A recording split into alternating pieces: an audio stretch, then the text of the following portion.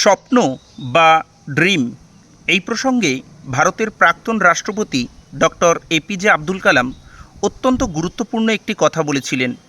তিনি বলেছিলেন, স্বপ্ন সেটা নয় যেটা আমরা রাতের বেলা ঘুমিয়ে দেখি, স্বপ্ন সেটাই যেটা আমাদেরকে রাতে ঘুমোতে দেবে না।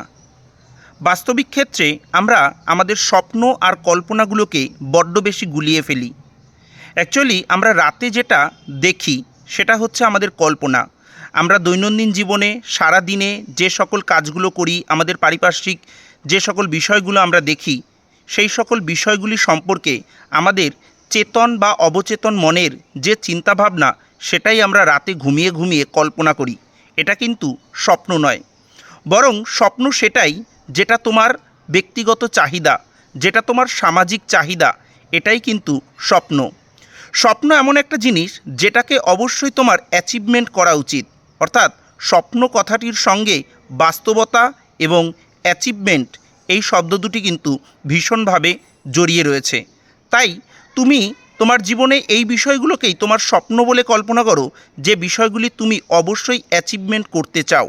আর তুমি তোমার জীবনের স্বপ্নগুলোকে যদি প্রকৃতপক্ষে বাস্তবিক ক্ষেত্রে অ্যাচিভ করতে পারো, তাহলে কিন্তু তুমি অবশ্যই একজন সাকসেসফুল মানুষ হিসেবে সমাজে পরিচিতি পাবে।